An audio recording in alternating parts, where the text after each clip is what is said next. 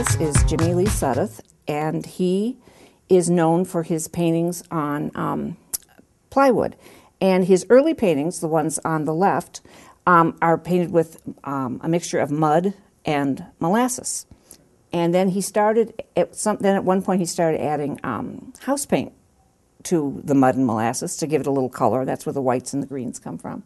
And then he got to a point where he pretty much just used the house paint. But on the chicken, you can see that on the edges, it's got a little bit of the mud on there. But that's what he's known for. And he's very collectible, and his pieces hang in a lot of the House of Blues restaurants.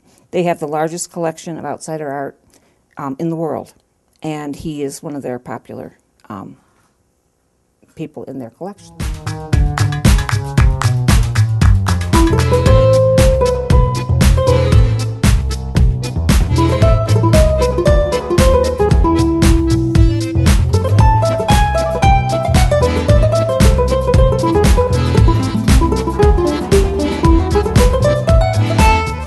This artist is Lee Godey, and she is from Chicago. She lived on the streets. For about 30 years, she was homeless, and she would draw on the steps of the Art Institute and sell her drawings. She'd roll them up like in tubes, and she'd walk around with them. And if she liked you, she'd show them to you and sell you one. And from what I've read, they would sell for like, $12, $15, $20 is what she would sell them for. And those things that sold for that price back in the 70s and 80s are now worth $2,000. And her work is in the Smithsonian. It's in, I think there's a show in London. Very collectible, very famous. She's also known for her going into little photo booths and taking pictures of herself, and then she would draw on those pictures. And she would dress in crazy costumes, and she was just sort of the downtown Chicago crazy lady that was kind of lovable and kind of crazy.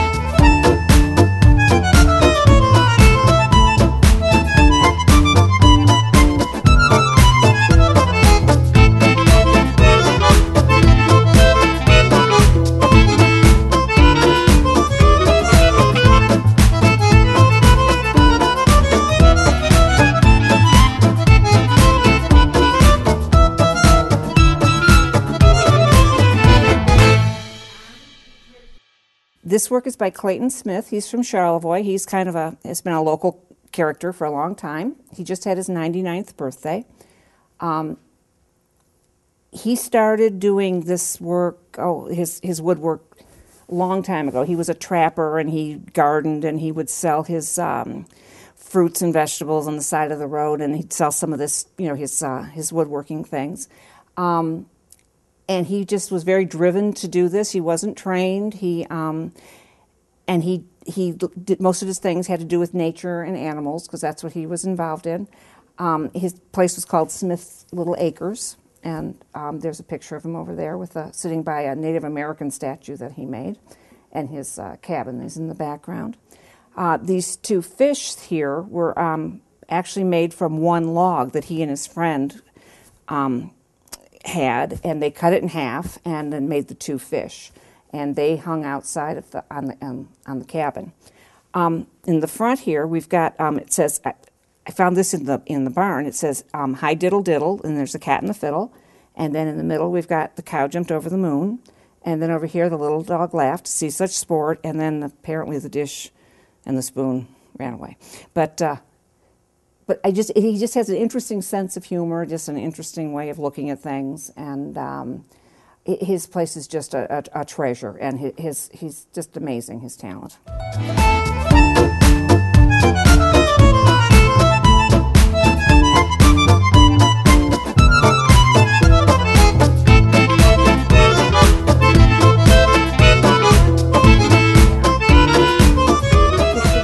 It's called Three Angel Babies. I purchased that in New Orleans from a gallery that was just filled with this guy's work. I don't know his name. It's signed, but I can't read it.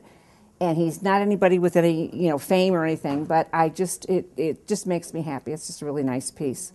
The ones on the other side there, that's an artist named Mary Zeman, And she had a benign brain tumor and had surgery. And after surgery, she suddenly had this desire to paint, and she hasn't stopped. And she just paints all these very childlike, colorful, happy pictures, and continues to do so. And I think she has a really good time doing it. And she paints on all kinds of things, like on pieces of paper and just whatever she can find, she paints on. This is the work of Reb Roberts. He has a gallery named called the Sanctuary Folk Art Gallery in Grand Rapids.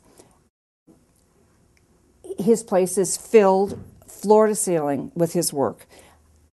Just an amazing amount. You can see that he paints on lots of different things. The one that says Big Chicken Thing and the one that says Shoot Me is actually painted on window screening that's attached to a frame of old wood. Some of these sculptures in the front are just old pieces of wood nailed together, and then he paints them into something. He also paints on paper, he paints on canvas, he paints on silk screens. He had things on just about anything you could imagine. And he's just a really interesting character and a nice guy, and he does a lot of murals in Grand Rapids also, around the city. This is the work of Sky King. He lives in Levering, just right near Bliss. He collects his driftwood from Sturgeon Bay and puts it together and paints it. And he, again, is another person who just has floor-to-ceiling artwork in his workshop. Most of his pieces, you can see, are birds and fish, and he's got a thing about devils lately, and a lot of them seem to be smoking. He's an interesting character. He just sort of stays to himself a lot, and he has Barbie dolls nailed to his fences all around his property. Sounds creepy, but it's actually kind of interesting. He's very prolific. He just is working constantly and making all these things.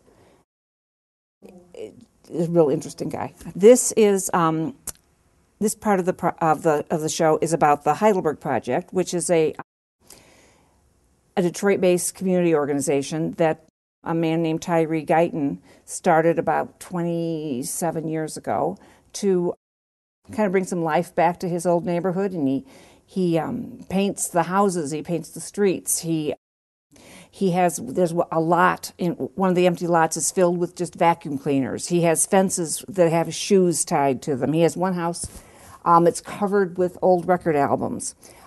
And that's what inspired us to have the kids in town come in and paint shoes and paint the record albums. And then, so we decorated the front of the building with the record albums, and we lined with the shoes, kind of as our tribute to the Heidelberg Project. And these three houses here were made by different schools. This is Charlevoix Elementary, and then the one in the middle is St. Mary, and then we have one that was done by the high school students.